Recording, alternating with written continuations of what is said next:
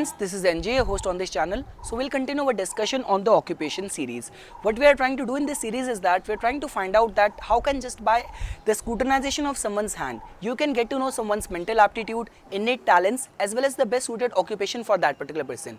In our this series, in the last part, we have already discussed that basis the structure of the hand. Thus, we have not included the lines in the last part. Just the scrutinization of the structure of the hand, and what all can just that structure of the hand of someone can indicate towards the skill set, the probable career option for that particular person. In this video, we are just going to include the lines as well in our analysis. So before we'll start our discussion on the scrutinization and the contribution of the lines towards someone's career options, we'll just have a quick recap and quick overview of what we have studied in the past video. So in the past video, we have already discussed that there are different shapes of the hand which would also indicate towards certain level of skill set which an individual possesses. And when it comes to the determining the shape of the hand, that gets done on the basis of two levels. First is the shape of the palm, which could be either square or rectangular, and the second is the length of the fingers, which would be either short or long. When it comes to the different shapes of the hand, what we have discussed in the past video is that there remains to be four shapes. First is the earth shape, air shape, fire shape, and the water shape. Earth shape hand just tells about all those people who hate any kind of changes. They tend to do very good in all those kind of occupations where they need to work with their hand. All those craftsmen, where the manual dexterity is required. Next is the air shape of hand people. So these people tend to do good in all those kind of profiles where frequent traveling is required, where too much of the public interaction is required. So these people tend to do very good in that. All those journalists, publishers, and all those people in the writing profile are filled with the air shape hand of the people. Next come the fire shape hand people. Fire shape hand people tend to do very good in all those profiles where there is too much of the challenges, all those sales people where the person needs to have his own business, all those entrepreneurs, and where the good leadership skills are required. So fire shape hand people tend to do very good in that profiles. And last is the water shape hand people. Water shape hand people tend to do very good in all those profiles where you need to remain very nurturing, very caregiver, as well as good artistic and creative abilities are required. So these people tend to do very good in that, where the heightened use of the subconscious and imagination is required. Next is, we have already discussed the prominence of the mounts. I have just completed my series on identifying the different archetypes. So you can just follow that and you'll get to know the contribution of the mounts. So let's say, for example, mount of sun driven Apollo archetype person will tend to do very good in any kind of profiles where artistic flair is required, any profile where he needs to have good mass following. Same ways, the Mars archetype person tend to do very good in all those profiles where impulsiveness, initiativeness, good aggression, valor, courage is required. So same ways, you'll get to know by identifying the mount archetype.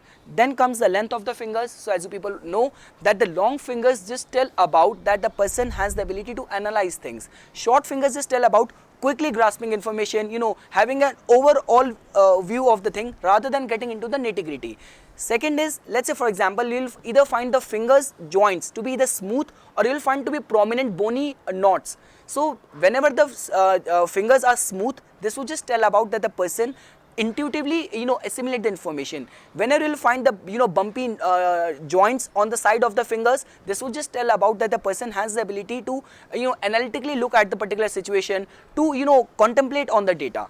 So this is with the finger length and the joints, and we have also discussed the significance of the fingerprints. So any point of time on the majority of the fingertips, you'll find the prominence of any particular print pattern in the form of, let's say, you have found in majority of the fingertips, you'll have found the arch fingerprint pattern. So arch fingerprint pattern people tend to do very good, same like the earth shape of the hand people. They need to do very good where manual dexterity is required, they need to work with their hand, and where stability is required. Same ways, vole kind of print pattern people tend to do very good in all those profiles where leadership is required, where individualistic attitude is required. The loop fingerprint pattern tend to do very good, same like the air shape of the hand people, in all those profile where they need to remain as a team player, very adaptable, very friendly. And the last is a composite fingerprint pattern, and these people tend to do very good in all those profiles where they need to have a both sided view of a particular situation. Arbitrators, judges, they do very good in those kind of profiles. So now comes the involvement and signification of the lines in determining someone's career prospect. my this video and the series is devoted to that, just by the scrutinization of someone's hand. Let's say for example, for a 2-minute analysis will give you a vital information in order to suggest that person that whichsoever field is more suited for that particular person. So when it comes to the headline, as you people know, headline just tells about your mental health, tells about your intellectual capabilities, your memory, your intelligence. The length of the headline, the length of the headline just tells about your intelligence. Any shape of the headline just tells about your style of thinking, and the clarity of the headline just tells about your concentration and your ability to focus.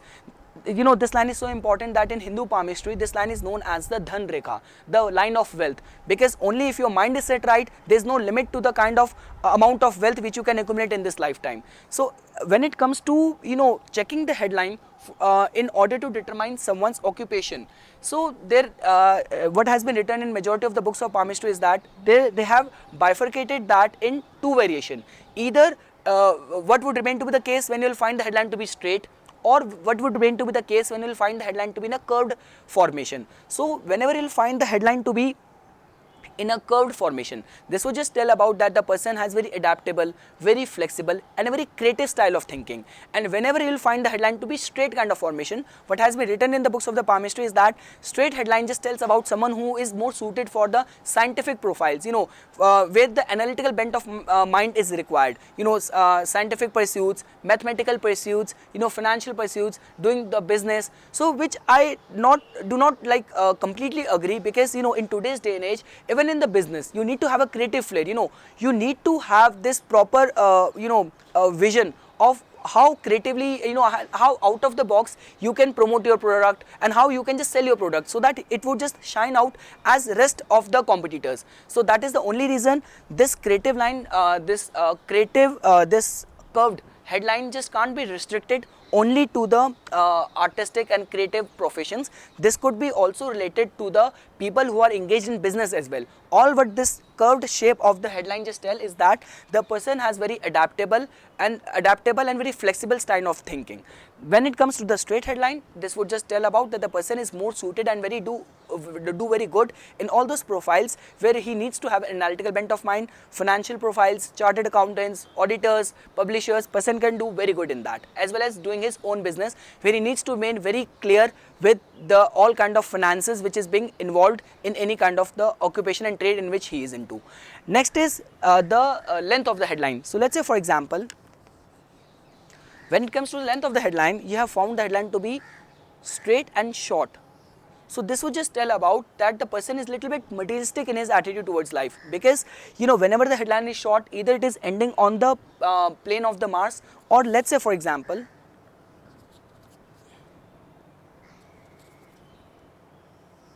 it would either end on the mount of the Rahu, and this is what Rahu represents, materialistic nature. So this is all what we can conclude if you'll find the headline to be short and straight. So I'll just again repeat. When it comes to the headline, curved headline just tells about wide style of thinking, and the long and straight headline just tells about analytical bent of mind. Next comes the contribution of the sun line. So I have already made a detailed series on the sun line where I have explained all the variations which can be found on the sun line and what would it indicate. Here we are just identifying and discussing it from the perspective of someone's occupation. So any point of time you will find the sun line to be in a single deep vertical formation. This would just tell about, first of all, that the person can do very good in all those profile where artistic and creative flair is required. Second is any kind of profile where the person needs to thrive on the support of other people. All those insurance agent and all those people, PR people, where they need to have good support of other people. So the person can do very good in that. And one most important thing which this line tells about is having a level of contentment and satisfaction in whichever sphere of life you are, because majority of the times what happens is only when the person is not feeling contented and very satisfied in his level of job, then only he tends to make very wrong decisions and very abrupt changes in the life. So any point of time you will find single deep vertical line in the form of sun line. This will just tell about that the person has a level of satisfaction in whichever field the person is. And let's say you will find very bunch of single deep bunch of vertical lines in the form of sun line. under the ring finger, this would just tell about that the person is multi-talented. That's the first thing which you'll get to know. And the second thing is that this just also tells about that the person has the capacity to juggle around different kind of occupations. You know, all those people who apart from their regular job also look after different ventures, this can be one of that person. So the person has the capacity to handle different ventures at the same time. Next is the contribution of the lifeline. So what do I mean by that? So you know, the only difference between the contribution of the lifeline and the fate line is that fate line is specifically going to tell you about someone's state of career, whether the person is unstable in his career, whether the person is, you know, kind of at that particular age, person can expect some kind of job change or promotion or losing his job. So all that state of his career will get to know from the fate line. When it comes to the contribution of the lifeline, any branches from the lifeline can just tell us about certain skill set which an individual possesses. So lifeline is going to contribute in the form of the skill set which an individual possesses, and the fate line is going to tell about the state of someone's occupation and career, in which way the person's career is heading in the life. So let's say for example the lifeline, you will find any kind of the branch from the lifeline going towards the mount of the Jupiter. The first thing which this line would tell about is that the person has, you know, this zeal in his life to always remain in the pursuit of the improvement of his life, because this line is also known as the progress line. People with this kind of line will not remain satisfied in whichever field they are. They'll like always remain in the pursuit of improving their condition with sheer hard work, determination and willpower. And this line also just tells about all those people who tend to do very good in the teaching profiles, in the banking profiles, any of the profiles where the person needs to, you know, remain on a leadership profile, where needs to have very strong decision making, as well as wheresoever the touch and element of foreign is required. Next is, you'll find a branch from the lifeline going towards the mount of the Saturn. What has been written in the old books of palmistry is that a person will do very good in the, you know, any of the occupation where the coal, petroleum, oil is involved. The person will do very good in the profile where the agriculture is you know, involved. So in today's day and age, along with that, we can also look at it from that perspective that a person will do very good in all those profiles where you need to have very, you know, philosophical thinking and deep thinking, and you know, any kind of research is involved. So person can do very good in that. Even all those scientists can also be seen from this kind of profession, and all those people who do very good in the research. Next comes any branch going towards the mount of the sun, towards the ring finger. This would just tell about, apart from being a very good sign of government job, you know, getting a good government job, this can also include someone, you know, doing good in all those profiles where art, creativity, name, fame and mass following is involved. Next is this kind of combination. From the lifeline, you'll find a branch going towards the mount of the Mercury. This would just tell about that the person can do very good in the you know, communication profile, in all those, you know, people in today's day and age, you know, all those comedians, you know, stand-up comedians, mimicry artists can be looked at from this perspective. You know, all those auditors, publishers, journalists can also be looked at from this perspective. Next is any branch going towards the outer mount of the Mars. This would just tell about the, you know, person can do very good in the sales profile, any of the profile where land and real estate is required and involved. The person can do very good in all those kind of profiles, and all those, even the manufacturing where fire is involved, the person can do very good in that. And last is this branch from the lifeline going towards the mount of the moon.